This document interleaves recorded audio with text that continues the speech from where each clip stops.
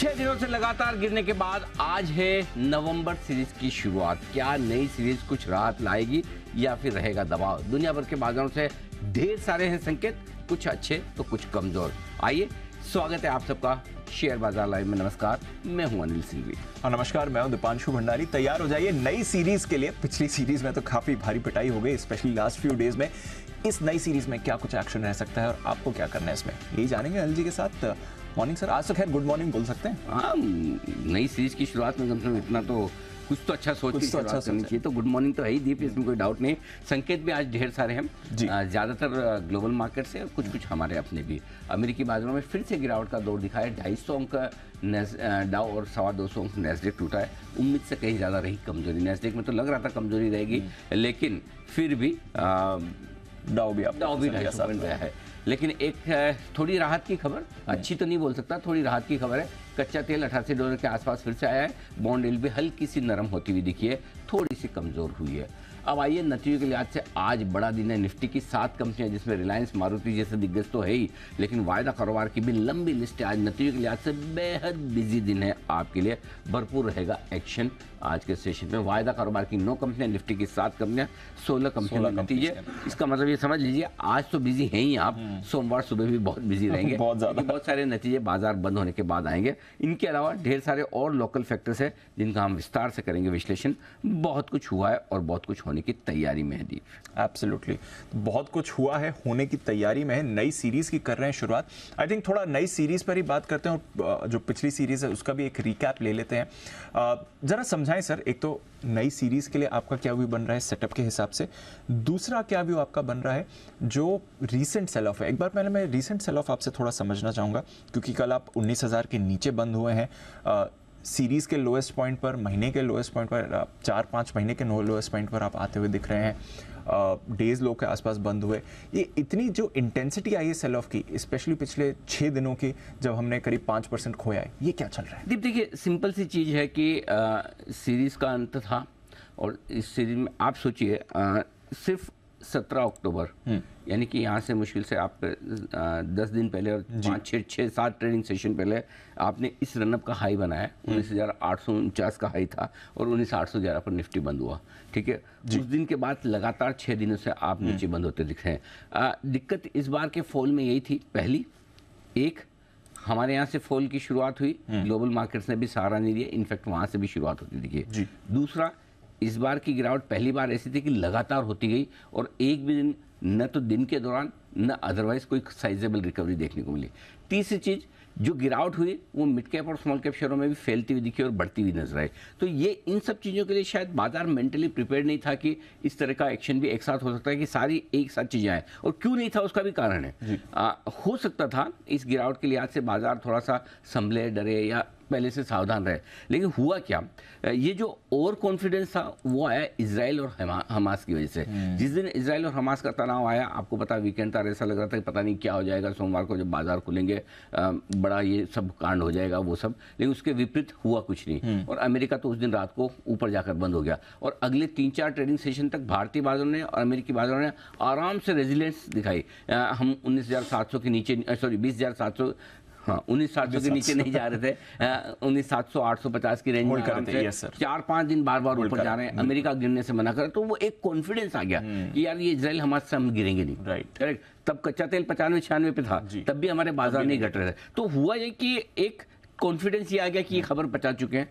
दूसरा कॉन्फिडेंस ये आ गया कि चलो ठीक है, जब भी घटते हैं 1-2 दिन के लिए घटते हैं। बस यही वाली बात है कि कभी कभी आप ओवर कॉन्फिडेंस में रह जाते हैं और बाजार अब तक तो बॉन्ड यील्ड्स पे और डॉलर इंडेक्स पे रिएक्शन नहीं दे रहा था, अचानक से देना शुरू किया। तो मेरे ख्याल से थोड़ा सा एक लॉन्ग पोजीशंस ज़्यादा थी। दूसरा ये कि एक साथ दोनों दिक्कतें आई, हमारे बाजार गिरना शुरू है, ग्लोबल सपोर्ट भी आता नहीं दिखा, उल्टा वहाँ से भी बिकवाली का दबाव आया। सो उस दोनों ही चीज़ों का जो प्रेशर बना है वो आपको थोड़ा सा भारी पड़ते हुए दिखा। उसके ऊपर मंथली एक्सपायरी, आमतौर पर मंथली एक्सपायरी पे पोजीशंस आपकी ज़्यादा होती है। सो मंथली एक्सपायरी तक, इसलिए पिछले हफ्ते से हम लगातार यही बात कर रहे हैं कि सीरीज़ के अंत तक आप बड़ी रिकवरी की उम्मीद नहीं कीजिए। अभी ये तो हमें भी नहीं लग रहा था कि 19,000 के भी नीचे चले जाएंगे, क्योंकि 19,000 19,200 बहुत ही स्ट्रॉन्ग सपोर्ट था। लेकिन यही वाली बात है कि जब मजबूती की तरफ भी आप ऊपर जब बढ़ते हैं तो इसी तरह से एक बाधा पार करके निकल जाते हैं। कमजोरी होती तब भी इसी तरह की सिचुएशन होती है, तो ठीक है। अब कम से कम ये रात की बात है कि रात गई, बात गई, सीरीज गई। सो हाँ, अब ऐसे और कॉन्फिडेंस से तो नहीं चल सकते कि सब कुछ ठीक हो गया। मतलब मैं कल तक तो आईसीयू में था और आज मैं 10 किलोमीटर की दौड़ लगाऊंगा, है ना। वो तो मार्केट नहीं कर सकते, राइट। जब बीमारी ज़्यादा हो, घाव गहरा हो, सर्जरी तगड़ी हुई हो, तो रिकवरी में टाइम लगता है।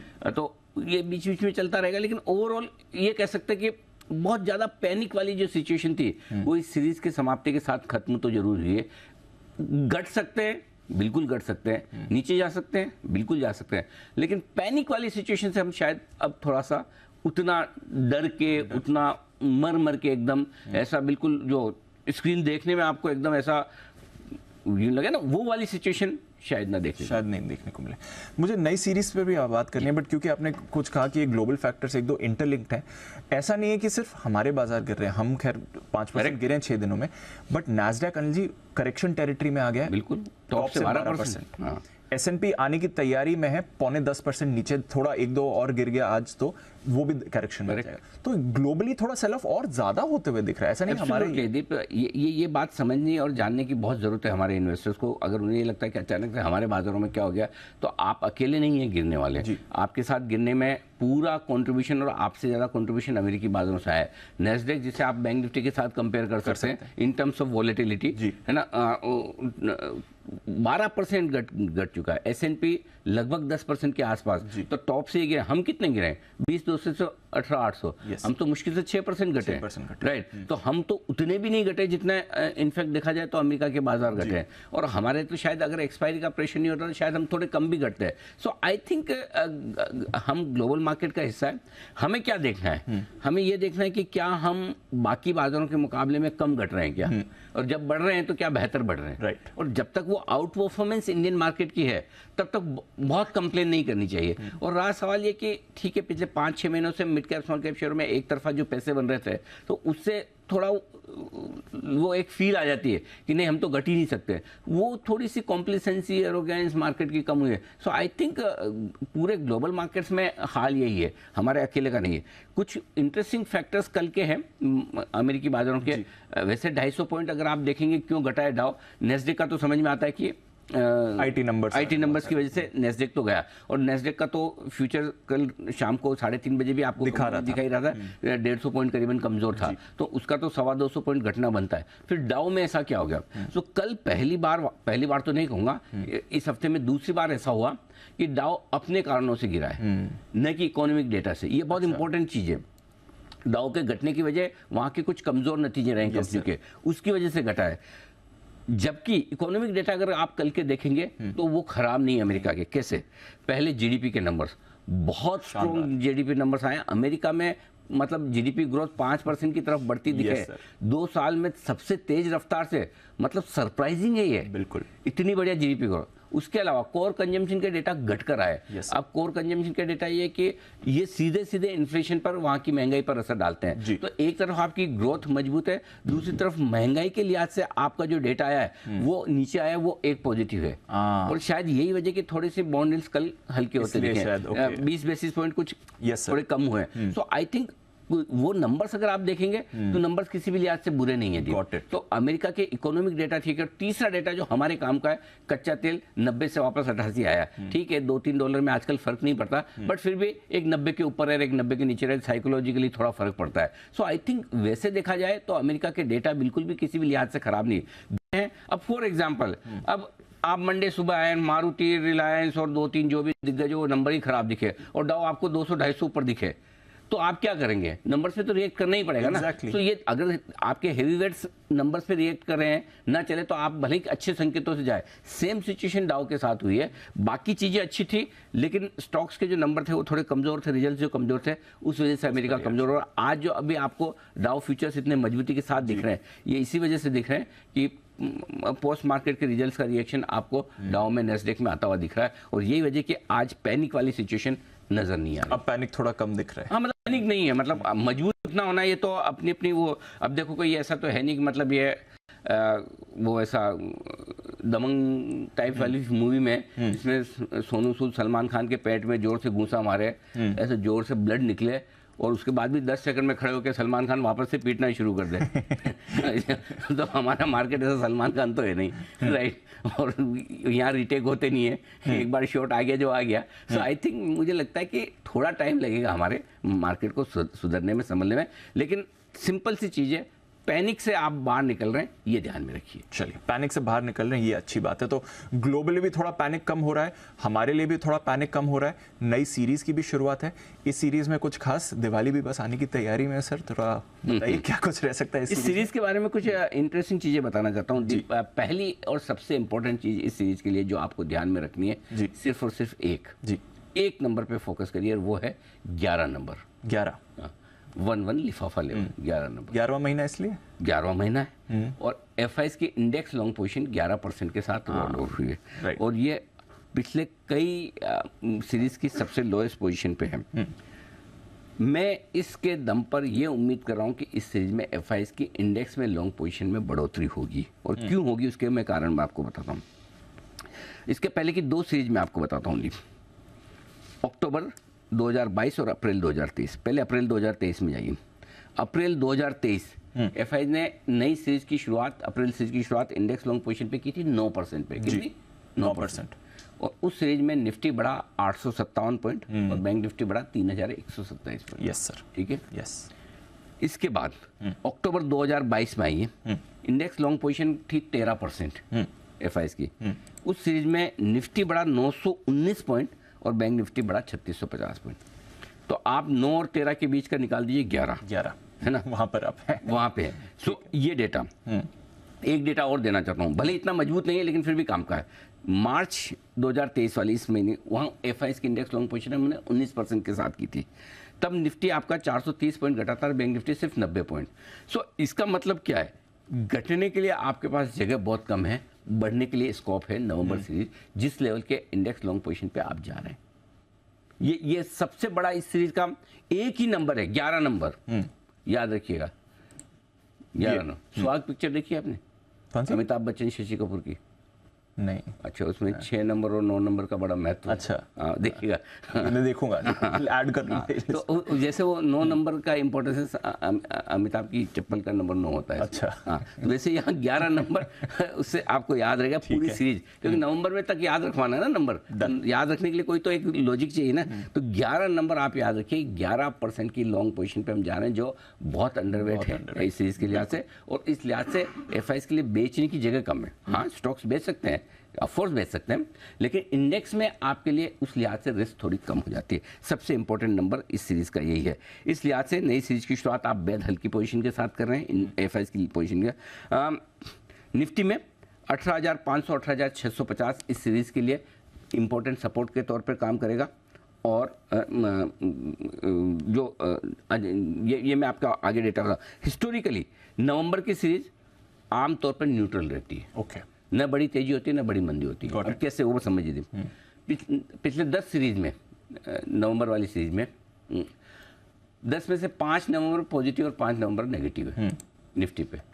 इवन बैंक निफ्टी पे 6 पॉजिटिव है और 4 नेगेटिव है। सो इसका मतलब क्लियर कट है, निफ्टी और बैंक निफ्टी के लिहाज से नवंबर की सीरीज आपकी न्यूट्रल रहती है, कभी पॉजिटिव कभी नेगेटिव। तो डायरेक्शन कॉल आपको वैसे नहीं लेना चाहिए। तो फिर पॉजिटिव साइड पे डायरेक्शन कॉल लेने की वजह क्या हो सकती है? वजह सिर्फ एक हो सकती है कि ग्लोबल मार्केट्स करेक्ट होकर नीचे आ चुके हैं, इंडेक्स लॉन्ग पोजीशन पर आप निचले स्तरों पर कर रहे हैं। तो एक चीज़ तो पक्की है, इमीडिएटली आप बढ़े ना बढ़े, और मैं चाहता भी नहीं हूँ। लोअर लेवल पर अगर आप इस सीरीज में देखें तो वो एक मौका आपको थोड़ा बहुत खरीदारी का दे सकता है। इस सीरीज में इंपॉर्टेंट चीज़ एक और भी है, हमारे असेंबली इलेक्शंस भी हैं जो सीरीज के अंदर चलते रहेंगे। और उसके बाद दिसंबर की शुरुआत में 3 दिसंबर को नतीजे आएंगे। सो काफ़ी कुछ एक्शन लोकल फ्रंट पर भी है, इसलिए क्लियरली बाकी चीज़ों का अंदाज लगाना आपके लिए मुश्किल काम है। लेकिन एक चीज़ जो आपके सामने डेटा है, ये डेटा सबसे इंपॉर्टेंट है कि आप बहुत हल्के नोट पर एफआईएस इंडेक्स लॉन्ग के साथ आगे बढ़ रहे हैं, जो कि पॉजिटिव है इस मार्केट के लिए, इस सीरीज के लिए। ठीक है सर। अंडरस्टूड। चलिए, तो ये एक अच्छा संकेत आपके लिए आ रहा है बाजार में, जहां पर रखनी है आपको नजर। आज का फिर सेटअप भी समझाएं सर। संकेत मिले जुले ग्लोबल संकेत, अमेरिका की आर्थिक आंकड़े बेहतर है, कच्चे तेल की हल्की कमजोरी भी हमारे लिए बेहतर है। 6 दिनों की तेज गिरावट के बाद नई सीरीज में थोड़ी संभलने के संकेत भी आते हुए दिख रहे हैं। शुरुआत हम हल्की पोजीशन के साथ नई सीरीज की कर रहे हैं, वो भी अच्छी बात है। 18,500 18,650 इस सीरीज की शुरुआत में आपके लिए मजबूत सपोर्ट के तौर पर निफ्टी में काम करेगा, और 41,500 41,800 आपके लिए बैंक निफ्टी पर अगले मजबूत सपोर्ट के तौर पर देखिए। रिकवरी में एक बार 19,050 से 19,250 की रेंज में आप जाने की कोशिश करेंगे, वहां से रिव्यू करेंगे आगे क्या कुछ होता है। 43,000 43,150 तक एक बार जाने की कोशिश बैंक निफ्टी की होगी, फिर आगे रिव्यू करेंगे क्या कुछ हो सकता है। ये आपके लिए आज की स्ट्रेटजी के तौर पर ठीक है सर। अब आइए, ग्लोबल संकेत मैंने न्यूट्रल रखे क्योंकि अमेरिका घटा अपनी वजह से, बाकी डेटा और बाकी नंबर्स हमारे लिए इतने खराब नहीं दिख रहे, इसलिए मैं न्यूट्रल है। एफआईस के नेगेटिव है नंबर, डीआईस के पॉजिटिव है। वायदा कारोबार के संकेत न्यूट्रल से हल्के पॉजिटिव साइड पर है। सेंटीमेंट नेगेटिव है, थोड़ा सुधरने में वक्त लगेगा। ट्रेंड न्यूट्रल है आपके लिए। ठीक है सर। बड़े लेवल्स क्या रहेंगे? 18,750 18,835 कल का लो 750 तक, ये आपके लिए पहला सपोर्ट जोन है। इसके ठीक नीचे 18,650 18,715 स्ट्रॉन्ग खरीदारी की जगह है। ऊपर में 18,890 18,975 ये एक रेंज है जहां पर पहले हम जाने की कोशिश करेंगे, और मुझे लगता है दीप एक बार तो इस रेंज को हम आज टेस्ट करेंगे। 19,000 के पार निकल के टिके तो 19,025 19,125 स्ट्रॉन्ग सप्लाई जोन है जहां पर आपको प्रॉफिट बुकिंग करनी चाहिए। बैंक निफ्टी 42,000 42,125 कल के लोस के आसपास पहला सपोर्ट जोन है, इसके नीचे जाना मुश्किल दिखता है। गए तो 41,625 41,808 के लिए स्ट्रॉन्ग सपोर्ट जोन निकल कर आता है बैंक निफ्टी पर। ऊपर की रेंज देखिए दीप बहुत इंटरेस्टिंग है। आप बंद हुए 42,280 पर, सीधा जो पहला रुकावट का लेवल है 42,700 42,825 है। 400-500 पॉइंट मैदान खुला है, खुला मैदान पहले ही नहीं सपोर्ट। कभी कभी ऐसा ही होता है, किसी पर्टिकुलर लेवल के नीचे आप निकलते तो फिर सपोर्ट ही नहीं होता। जैसे 43,600 बैंक निफ्टी ने तोड़ा, याद है आपको? कहीं जगह ही नहीं है जी। 19,225 निफ्टी ने तोड़ा, 200 पॉइंट जगह नहीं है। करेक्ट। आमतौर पर ऐसा कम मिलता है कि निफ्टी में 200 पॉइंट में कोई जगह ना दिखे, बैंक निफ्टी में 400-500 पॉइंट कोई जगह ना दिखे।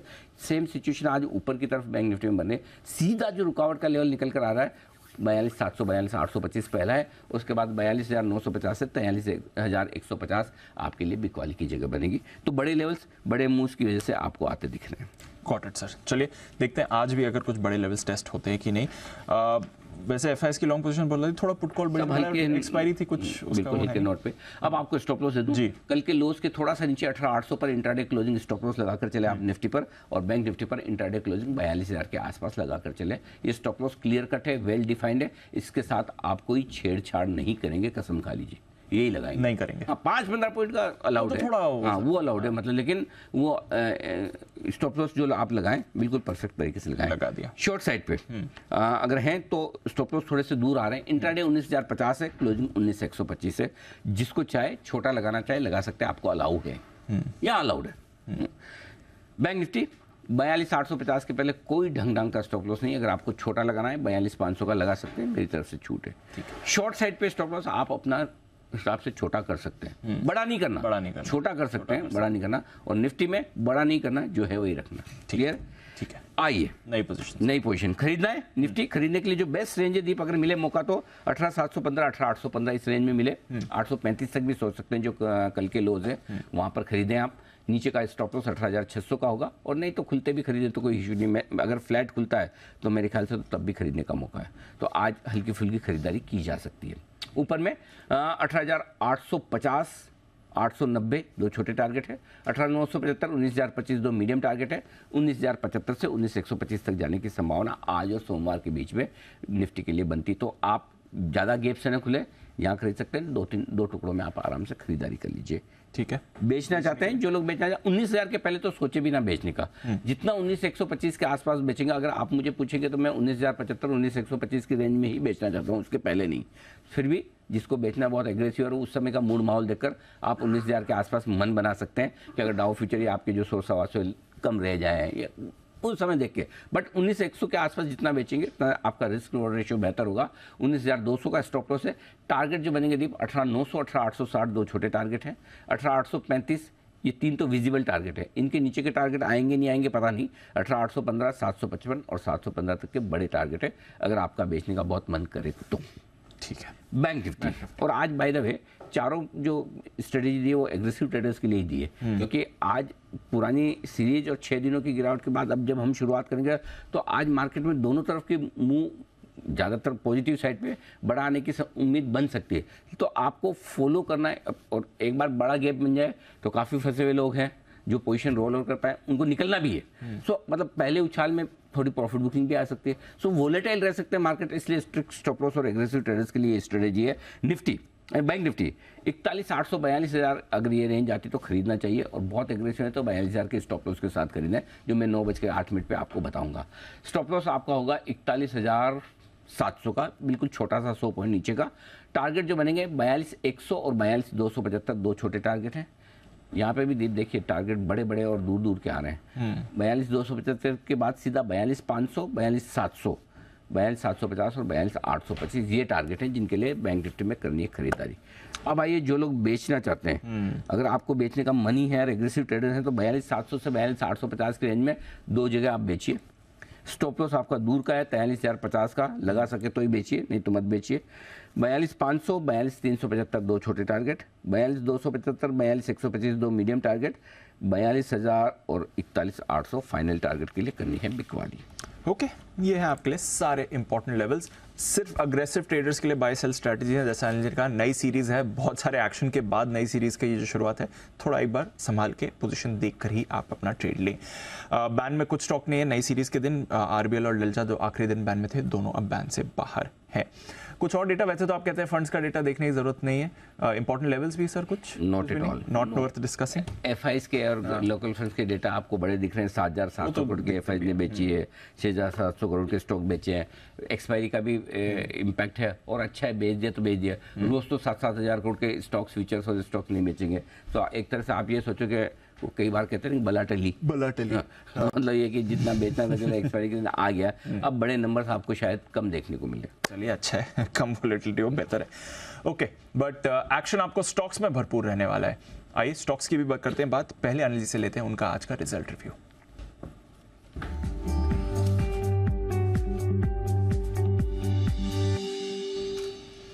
बताएं सर, कौन से नतीजे नजर में? पहले कोलगेट जी, ये मजा नहीं आया। एफएमसीजी कंपनियों के नंबर से मजा ही नहीं आ रहा, मजा नहीं आ रहा, किसी में नहीं आ रहा मजा। एशियन पेंट्स में भी मुझे मजा आया नहीं, तो नंबर्स ढीले ही आ रहे हैं। डिमांड का माहौल थोड़ा सा ढीला दिख रहा है, वॉल्यूम ग्रोथ अच्छी नहीं है। मतलब महंगी चीजें ज्यादा खरीद रहे हैं, सस्ती चीजें लोग कम खरीद रहे हैं, ऐसा दिख रहा है ना। गाड़ियां खरीदनी है लोगों को, वाइट गुड्स खरीदना है, लेकिन टूथपेस्ट और शैम्पू कम खरीदना है, रेगुलर आइटम्स पता नहीं, ये समझ नहीं आ रहा। एनीवे, तो रेवेन्यू और रेवेन्यू की जो ग्रोथ है वो थोड़ी सी एक्सपेक्टेशन से कमी आई है, हमारी उम्मीद से थोड़ा सा नीचे रहा है आंकड़ा, लेकिन ऑपरेशनल परफॉर्मेंस ठीक है। मार्जिन 33% के आसपास ठीक ही कहे जाएंगे, कामकाजी मुनाफा भी उम्मीद के आसपास ही आया। लेकिन जो सबसे सरप्राइजिंग या शॉकिंग बात जो है दीप, वो जीरो वॉल्यूम ग्रोथ है, फ्लैट रही है वॉल्यूम ग्रोथ। हमारा अनुमान था कम से कम 3 से 4% की वॉल्यूम ग्रोथ होनी चाहिए। तो जिस बड़े नंबर के दम पर आप एफएमसीजी स्टॉक्स को वैल्यू करते हैं, जिसके रिजल्ट में, इनके रिजल्ट में सबसे इंपॉर्टेंट चीज वॉल्यूम ग्रोथ होती है। जो 3-4% की वॉल्यूम ग्रोथ के सामने वॉल्यूम ग्रोथ अगर जीरो हो तो चिंता की बात। अब आज मैंने for a change result review में मैंने लेवल्स नहीं दिए, नहीं तो जनरली मैं रोज देता हूँ कहाँ सपोर्ट है कहाँ रुकावट है, इसलिए कि सबके 400 लेवल बिगड़े हुए हैं जी। अब आप ये कह ही नहीं सकते कोलगेट अगर कल 2% कम था तो मार्केट की वजह से या रिजल्ट की वजह से, ट्रू है ना। तो पिछले कुछ दिनों के जो प्राइस मूवमेंट है वो डिस्टॉर्टेड है, इसलिए मैं आज आपको लेवल्स नहीं दे रहा हूँ, लेकिन रिजल्ट्स मिले जुले हैं, न बहुत अच्छे न बहुत खराब। कमजोर खुला रिकवर हो जाएगा, मजबूत खुला प्रॉफिट बुकिंग आ जाएगी, उल्टा। हाँ, मतलब और वो भी रिजल्ट के दम पे शायद प्रॉफिट बुकिंग इजीली ना है क्योंकि मार्केट थोड़ा सा बेहतर हो रहा है, तो आई थिंक हल्का सा हरे निशान में रह सकता है इन नंबर्स के दम पर। दूसरा है वोडाफोन आइडिया, मिक्स से रिजल्ट है। वैसे ऑपरेशनल परफॉर्मेंस इतनी बुरी नहीं है जितनी आप सोचते होंगे वोडाफोन आइडिया के लिए, एक्सेप्ट लॉस और बढ़कर आया है। 7,550 करोड़ का हमारा अनुमान था, 8,700 करोड़ के ऊपर का आंकड़ा है, तो लॉस अभी भी है, लेकिन बाकी नंबर्स के लिहाज से इतने बुरे नहीं है। सिटी ने रिपोर्ट में टारगेट बढ़ाया है 8.05 से 10.75 जो अभी का टारगेट। इंटरेस्टिंग, वोडाफोन आइडिया पे कवरेज भी है, और तो यहाँ भी आज मैं लेवल्स इसलिए नहीं दे रहा हूँ कि लेवल्स काफ़ी बिगड़े हुए टाइप के हैं, तो इसलिए ये आपके लिए चलिए आइए स्टॉक ऑफ द डे, आज भी ढेरों स्टॉक्स लेकर आए हैं जी आपके लिए, जानते हैं कौन से हैं उनके।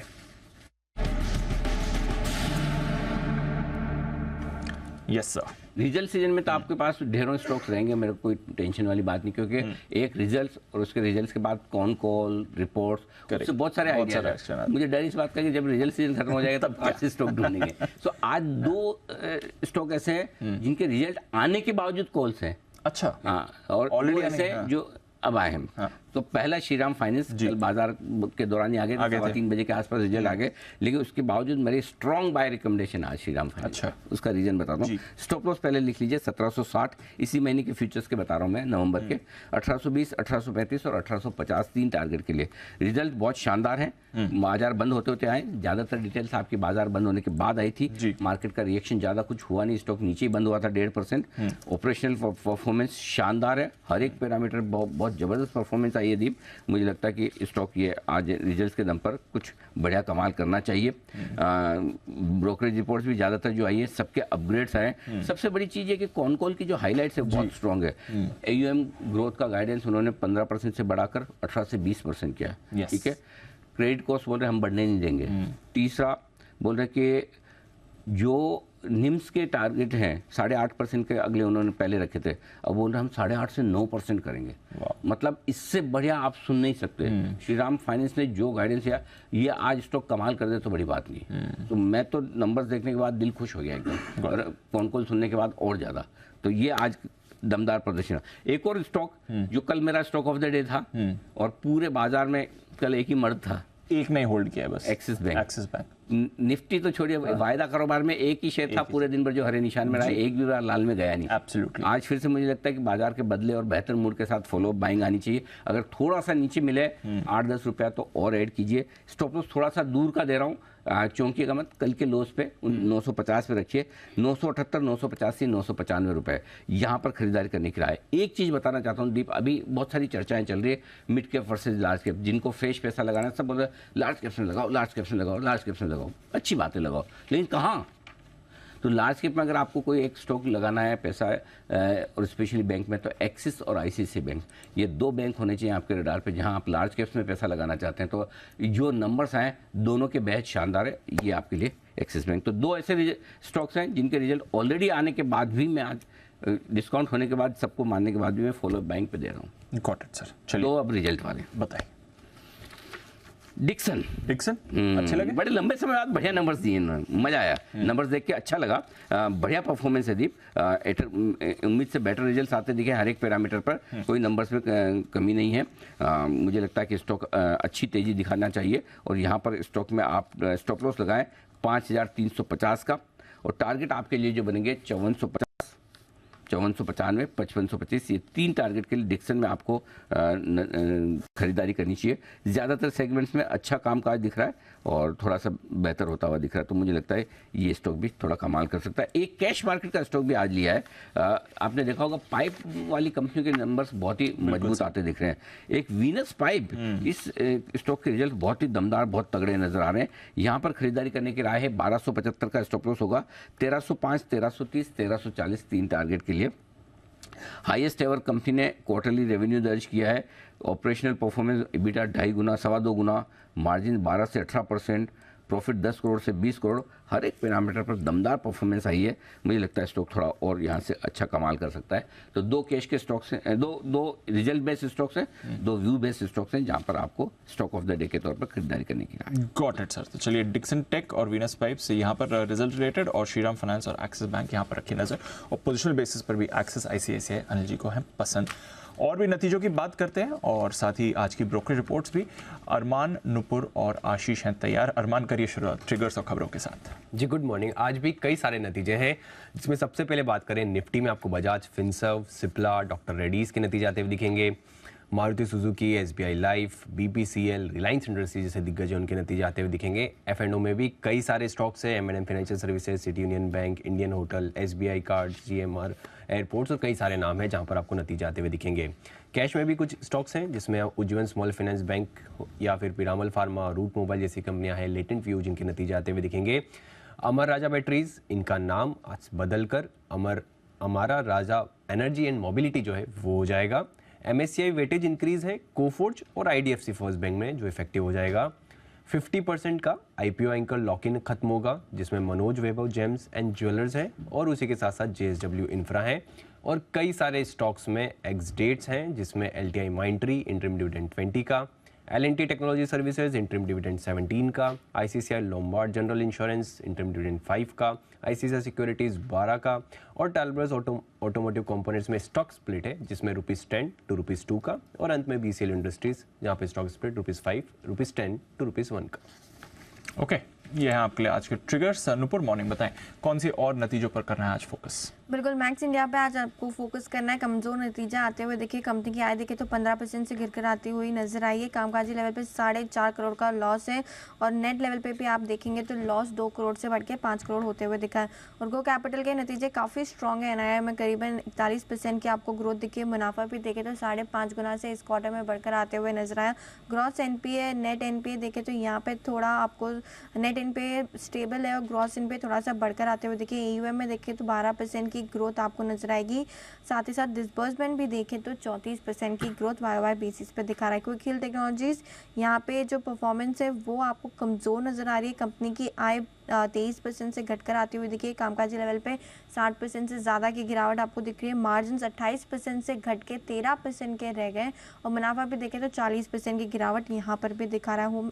होम फर्स्ट फाइनेंस कंपनी पर रखनी है नज़र, क्योंकि NII में 27% की ग्रोथ आती हुई दिखी पिछले साल के कंपैरिजन में। मुनाफा भी देखें तो 37% की ग्रोथ दिखा रहा है। नेट इंटरेस्ट मार्जिन स्टेबल है, 6% के आसपास रहे। ग्रॉस NPA नेट NPA में देखेंगे तो आपको थोड़ी बढ़त दिखेगी। तो मिला जुला quarter home first finance company की तरफ से आता हुआ दिखा है। आवास फाइनेंशियल में देखें तो यहाँ पे आपको NII में तो मजबूत ग्रोथ नज़र आ रही है 18% की। मुनाफा भी देखें तो 14% की ग्रोथ दिखा रहा है, लेकिन एसेट क्वालिटी जो है वो थोड़ी सी डिटोरेट होती हुई दिखी है, वो बढ़कर आती हुई नजर आई। और लास्ट में आदित्य बिरला सन लाइफ AMC यहाँ पे मिलजुले नतीजे रहे हैं कंपनी के। कंपनी की आय करीबन 8% से इस क्वार्टर में बढ़कर आती हुई दिखी है। कामकाजी लेवल पे देखेंगे तो मुनाफा 5% की बढ़त दिखा रहा है। मार्जिन हल्के से गिरकर 57% पे आते हुए दिखे, और मुनाफा देखे तो आपको 7% की गिरावट दिखेगी। तो कमज़ोर नतीजा है आदित्य बिरला सन लाइफ की तरफ से। ओके, ये है आपके लिए नतीजे। अरमान, बताएं और कौन से नतीजे हैं आपके पास? जिन नतीजों में लक्ष्मी ऑर्गेनिक्स है, यहाँ पर नतीजे आपको अगर आप देखें, आय लगभग फ्लैट रही है, पर मार्जिन में इंप्रूवमेंट दिखेगा। 4.2% से इंप्रूव होकर मार्जिन 5.9% पर आते हुए दिखे हैं, और मुनाफा 9 करोड़ से 11 करोड़ पर आता हुआ दिखा है। हालांकि जो अदर इनकम है वो 3 करोड़ से बढ़कर 8 करोड़ पर आती हुई दिखी है। रेलटेल कॉर्पोरेशन, यहाँ पर आय लगभग 40% के आसपास बढ़ी है। कामकाजी मुनाफा 15% बढ़ा है।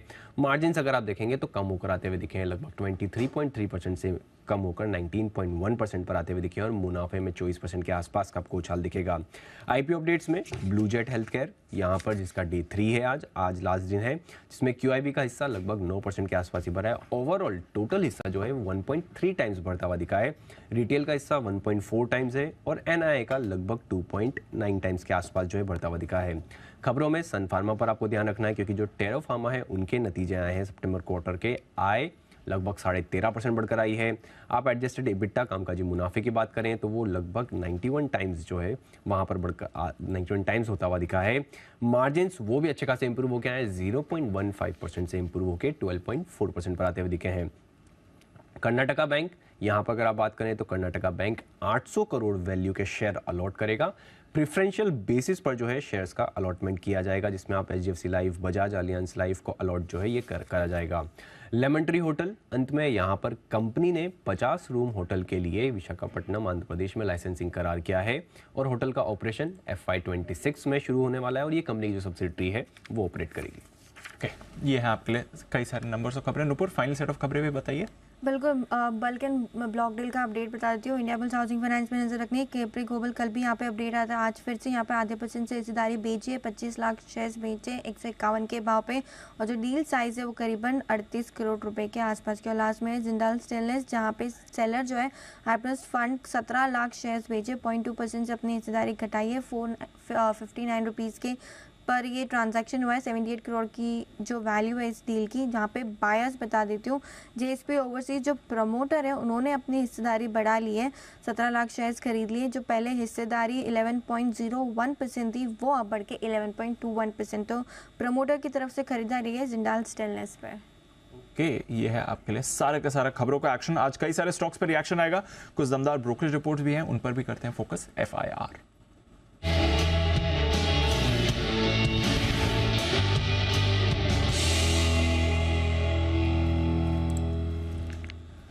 मॉर्निंग आशीष, टॉप रिपोर्ट से करिए शुरुआत। Good morning Deepanshu. सबसे पहले अगर आप देखें तो जेपी मॉर्गन की दमदार रिपोर्ट आई है भारत पर, जहां पर रेटिंग को जो है अपग्रेड कर दिया है। पहले न्यूट्रल से अपग्रेड करके अब ओवरवेट की राय दे रहे हैं और मान रहे कि साइक्लिकल तौर पर अगर आप देखें तो ये जो करेक्शन है ये मौका है खरीदारी करने का, बाय द डिप की राय दे रहे हैं और मान रहे कि आगे भी अगर आप देखें तो हिस्टोरिकली हमेशा प्रदर्शन काफ़ी बढ़िया देखने को मिला है।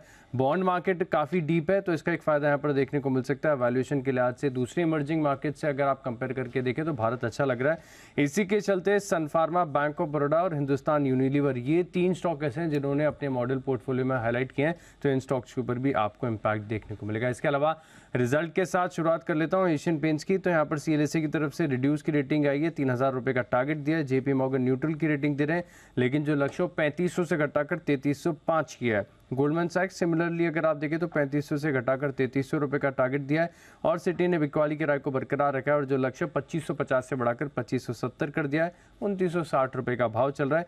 कमेंट्री के लिहाज से अगर आप देखें तो जेफरीज का मानना है कि नतीजे अनुमान से कमजोर इसके लिए देखने को मिले क्योंकि फेस्टिव सीजन थोड़ा सा देर रहा है, मानसून का भी इम्पैक्ट यहाँ पर देखने को मिला है और आगे जाके मान रहे कि ग्रासिम जो पेंट कारोबार में एंट्री कर रहा है इससे कंपटीशन भी इंटेंसिफाई होगा।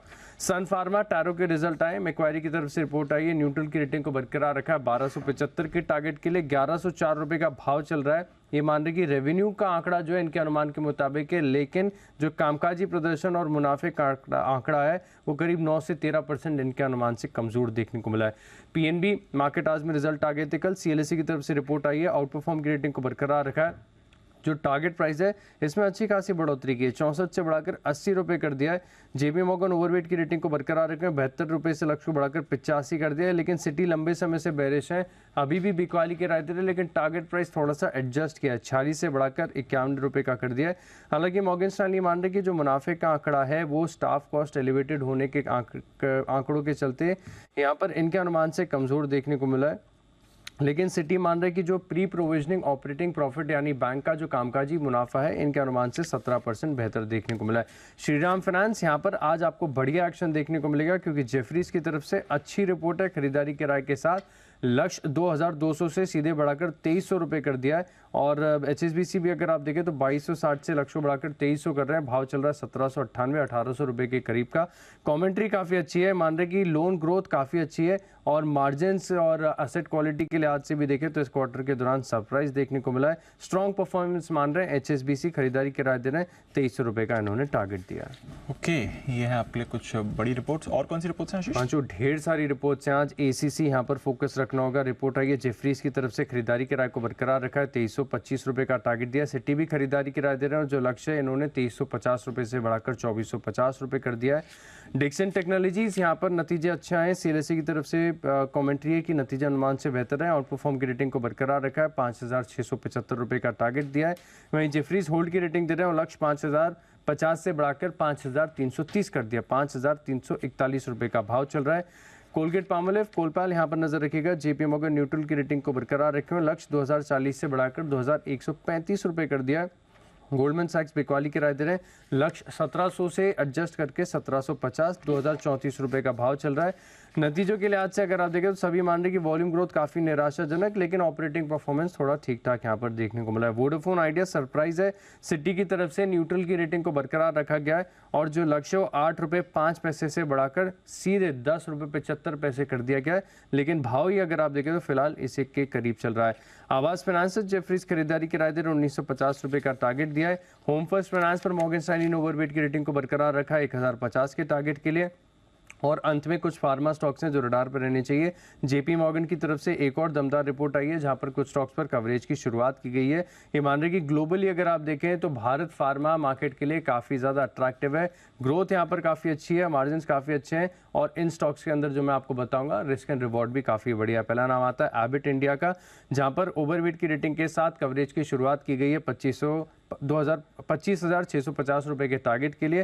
टोरेंट फार्मा पर न्यूट्रल की रेटिंग दी है, 2,045 रुपए का टारगेट दिया है। अल्केम लैब पर ओवरवेट की रेटिंग है 3,985 के टारगेट के लिए। और अंत में जाइडस लाइफ साइंसेज, यहाँ पर अगर आप देखें तो न्यूट्रल की रेटिंग को बरकरार रखा है, 571 का भाव, 575 का टारगेट।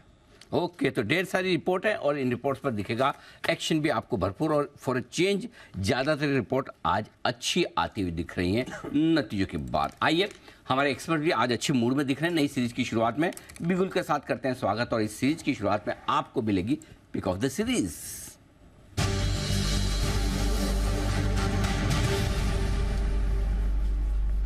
और I am sure getting back to old glories, Bansal ji आज समय से भी आए हैं, और जब समय से आए हैं, समय से पहले आए हैं, तो आई एम श्योर कि नोटा का इस्तेमाल नहीं करेंगे, तैयारी करके ही आए होंगे। तो बताएं बंसल जी, सुप्रभात, पिक ऑफ द सीरीज। सुप्रभात अनिल जी, सुप्रभात दीपांशु। अनिल जी, मैं तो काफी समय से पहले आया था, मतलब कि पहले मैं रेडी हुआ तो टीवी ऑन करा तो देखा अनिल जी आपने ब्लू शर्ट पहनी है और मैंने भी ब्लू पहन ली थी। फिर मैंने कहा कुणाल जी आरोप लगाएंगे, कॉपी कर लिया, तो मैंने ब्लू को अनिल जी व्हाइट करा। और आज मूड अनिल जी आपकी ब्लू शर्ट देख के ना मूड अच्छा हो रहा है, क्योंकि अनिल जी दुनिया भी नीली है, आसमान भी नीला है, आपने भी नीली कमीज पहनी है और चमक भी रहे हैं, और रिपोर्ट भी सब आशीष आज पॉजिटिव लेके आए अनिल जी। बाजार भी अगर नीला हो गया तो मजा आ जाएगा अनिल जी, मतलब कि वीकेंड तो एक बार को अच्छा ये आप बीतेगा जो कह अनिल रहे हैं कि आपने ब्लू शर्ट को सफेद किया, इतना जल्दी करने का क्या फॉर्मूला, कैसे कर लेते हैं आप? मतलब कि ऐसे कि कोई ऐसा ड्राई कलर में डाल के निकाला, क्या क्या प्रोसेस क्या है? ये अनिल जी मेरा घर और काम का डिस्टेंस बहुत कम है अनिल जी, तो मैं निकलने से पहले कई बार टीवी लगा लेता हूँ अनिल जी, सुबह सुबह आपकी वाणी सुनने के लिए अनिल जी। चलिए तो बढ़िया, बस आपकी वाणी सुनने के लिए टीवी ऑन करा था तो आपको ब्लू शर्ट में देखा अनिल जी। बढ़िया हुआ, नहीं तो आज सारे ब्लू शेड में हो जाते हैं। कुणाल जी कौन सा शाही नीले कलर में है शायद, और दीप भी बहुत नजदीक है, नीले तो नहीं पर्पल, यहाँ से पर्पल, हाँ ऑन एयर थोड़ा नीला जैसा दिखा। चलिए बढ़िया, बंसल जी सुप्रभात, बताएं सर। अनिल जी मेरा पिक ऑफ द सीरीज है रैमको सीमेंट, काफी बढ़िया टेक्निकल स्ट्रक्चर है, अभी तक टिल डेट मार्केट की मंदी में पार्टिसिपेट नहीं करा है, 977 के अराउंड चल रहा है, 945 का क्लोजिंग बेसिस का स्टॉप लॉस लगाना है, 1025 के टारगेट के लिए रैमको सीमेंट है मेरा पिक ऑफ द सीरीज। सुप्रभात कुणाल जी, बताएं sir pick of the series. Anil ji सुप्रभात, दीपांशु सुप्रभात। अनिल जी खुशी हो रही है मुझे कि मैं दूसरे स्थान पर हूँ। अनिल जी मैं तो आराम से बैठा था, मुझे लगा था कि बाकी लोग मुझसे पहले आए होंगे, लेकिन ये जानकर अनिल जी बड़ी खुशी मिल रही है कि I have finish second Anil ji. देखो भाई साहब गजब, ये बात तो सही, जो आदमी फेल होने वाला हो और थर्ड डिवीजन में पास हो जाए तो उसको खुशी तो होनी चाहिए। तो बधाई हो, आपने अपनी उम्मीद से बेहतर प्रदर्शन किया, उसके लिए आपको बहुत बहुत बधाई सर जी। तो अनिल जी देखिए, आज जब आपकी उम्मीदों के परे मैं जा रहा हूं, तो अनिल जी आप उम्मीद कर रहे होंगे कि एक स्टॉक दूंगा, मैं अगर 2 दे दूं तो अनिल जी आपकी उम्मीदों के पार हो जाएगा। Absolutely. तो Anil ji I will exceed your expectations once again and I will give you 2 ideas Anil ji. अरे वाह, बहुत बढ़िया, मोस्ट वेलकम सर। तो अनिल जी देखिए, एक लॉन्ग है, दूसरा शॉर्ट है, और मुझे लगता है कि जिस तरह का बाजार है, दोनों नाव पर सवार होना चाहिए। तो खरीदारी की राय अनिल जी है शोभा डेवलपर्स पर, जिस पर मुझे लगता है कि अच्छा खासा स्टीप करेक्शन हो चुका है। निफ्टी रियल्टी इंडेक्स मजबूत दिखता है, और इस पूरे सेक्टर पर आप भी बुलिश हैं, मैं भी बुलिश हूँ, हम सभी बुलिश हैं। तो मुझे लगता है कि शोभा डेवलपर्स में आपको इन स्तरों पर खरीद करके चलनी चाहिए। यहाँ पर 680 रुपए पर एक स्टॉप लॉस रख लें, और 740-750 तक का एक पुल बैक आना चाहिए, जिसके लिए शोभा डेवलपर्स को बाय करें। बिकवाली की राय है टाइटन में, जिसके चार्ट पर बना है डबल टॉप पैटर्न, ब्रेकडाउन आता हुआ दिख रहा है। मुझे लगता है कि अगर कोई उछाल मिल जाए तो बेचे, और जितना 3150 के आसपास बेचे उतना बेहतर है। 3200 का स्टॉप लॉस रख लें, 3000 के टारगेट से टाइटन में बिकवाली की राय। ओके, तो बेचने की भी राय है, खरीदारी करने की भी राय। टाइटन बंद हुआ है 3100 के आसपास, 3150 मिले आज बाजार के बेहतर मूड के साथ, तो वहां पर करें बिकवाली। तो बैलेंस बनाकर कुणाल जी आगे बढ़ चुके। सिद्धार्थ जी भी, स्वागत उनका भी। सुप्रभात, बताएं sir pick of the series. Good morning Anil ji, good morning Deepanshu, good morning सारे पैनलिस्ट को और सारे ही प्यारे दर्शकों को। अनिल जी जो पिक ऑफ एक मिनट सिद्धार्थ जी और बाकी सारे सबको गुड मॉर्निंग और गुड मॉर्निंग सारे प्यारे दर्शकों। तो क्या मतलब बाकी पैनलिस्ट और एंकर प्यारे नहीं है आपको? सिर्फ दर्शक प्यारे? बेहद प्यारे हैं और एंकर। तो मतलब बोले तो नहीं ना सर, भावनाएं तो आपकी ऐसी दिखी नहीं। हाँ, हमारे को स्ट्रॉन्ग ऑब्जेक्शन है कि देखो सुमित जी का तो एकदम मुंह भी ऐसा फूल गया है, बोले कि हमको तो प्यारा बोले नहीं, सबसे ज्यादा प्यारे सुमित जी, उनके लिए भी आपने कुछ नहीं बोला।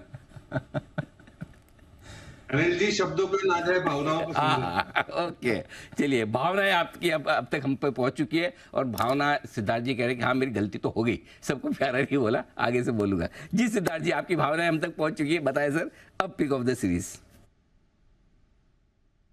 बिल्कुल प्यारे अनिल जी, प्यारे दीपांशु और प्यारे पैनलिस्ट को गुड मॉर्निंग। बताएं sir. Pick of the series के हिसाब से जो स्टॉक लाया हूं वो है एक्सिस बैंक। एक्सिस बैंक जिसके तिमाही नतीजे आ चुके हैं, काफी अच्छे आए हैं। एनआईए ग्रोथ 19% से बढ़ते हुए दिखे, थर्ड लार्जेस्ट बैंक है, मुनाफा 10% से वाईओवाई ग्रोथ हमने दिखा।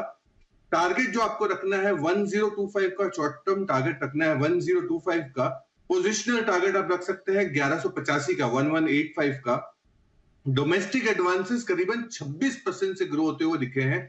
ग्रॉस नॉन परफॉर्मिंग एसेट्स जिसे हम जीएनपीए कहते हैं वो गिर के आए हैं 1.73%।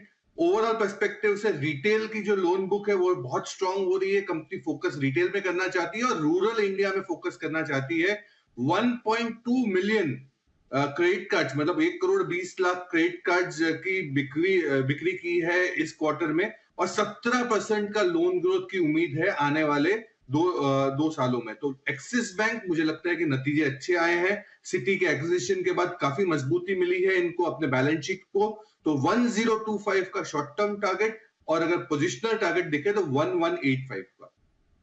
तो ये है राय आपके लिए एक्सिस बैंक पर खरीदारी करने की। आज हमारा स्टॉक ऑफ द डे भी रहा है, तो बढ़िया मजबूत मूव यहाँ पे आने की संभावना। सुमित जी गुड मॉर्निंग, स्वागत है आपका, बताएं sir pick of the series.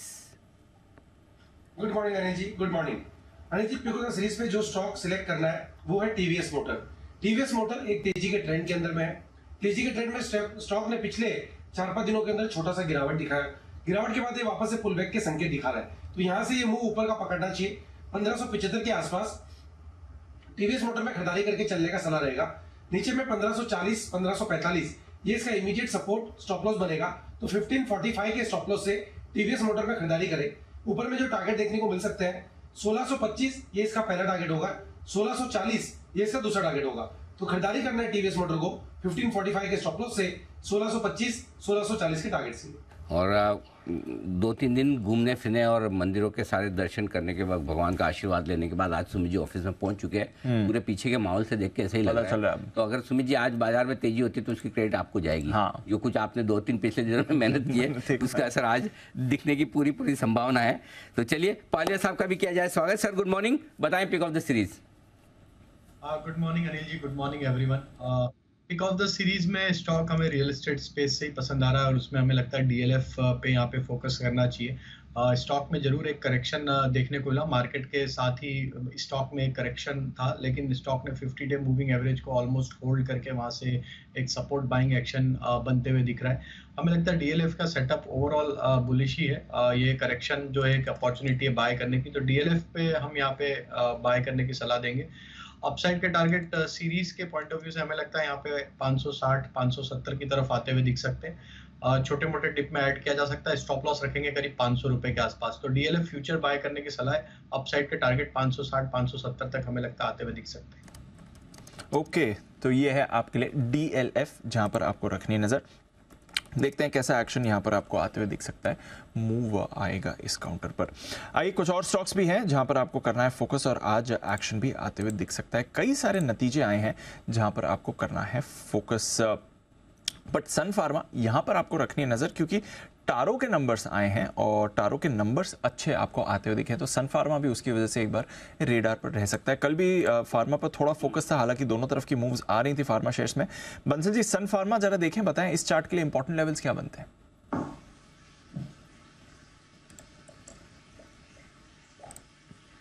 Deepanshu Sun Pharma का टेक्निकल चार्ट देखें तो chart as of now Deepanshu distorted है और इसने एक लेवल तोड़ा हुआ है 1108 1110 का एक लेवल तोड़ा हुआ है। तो टेक्निकली दीपांशु एक बार ये स्टॉक 1115-16 के ऊपर निकलेगा तभी कंफर्मेशन आएगा कि जो ये लेवल्स कल टूटे हैं वो फॉल्स ब्रेकडाउन है। तो 1115 1116 के लेवल तोड़ के ऊपर में सस्टेन करेगा तब खरीदारी की राय होगी। तो इन लेवल्स पे नजर रखनी चाहिए और किसी के पास ऑलरेडी है तो जो कल के लोज हैं उनका स्टॉप लॉस लगा के बने रहने की राय है। तो ये है आपके लिए सन फार्मा, कल के लोज का स्टॉप लॉस बना के बने रहिए, ये एक्शन आपको दिखा सकता है। एक्शन आपको आते हुए दिखेगा कुछ और कैश के काउंटर्स में जहां पर नंबर्स का रिएक्शन रहेगा। होम फर्स्ट फाइनेंस, कुणाल जी एक बार इसका चार्ट देख लें, नंबर्स अच्छे हैं, थोड़ा एसेट क्वालिटी पर और निम्स पर वीकनेस जरूर दिखी है। होम फर्स्ट फाइनेंस का चार्ट क्या कहता है, क्योंकि कल ये एक्टिव था, जो मिड कैप स्मॉल कैप में रैली थी, एंड में 2% ऊपर डेज हाई पर बंद हुआ था सर। देखिए दीपांशु, वो एक आउट परफॉर्मिंग स्टॉक है। अगर आप इसकी तुलना बाकी एनबीएफसी से करें तो उस तरह का करेक्शन इसमें देखने को नहीं मिला है। एक रेजिस्टेंस मुझे दिखाई देती है जो कि 960 रुपए से लेकर 980 के बीच में है। तो मुझे लगता है कि उन स्तरों के आसपास एक कंजेशन है। अगर स्टॉक में तेजी बनती है तो वहां पर प्रॉफिट बुक करना चाहिए। तो मेरी राय में जिनके पास पोजीशन है बने रहे, 980 के आसपास प्रॉफिट बुक करने की राय है।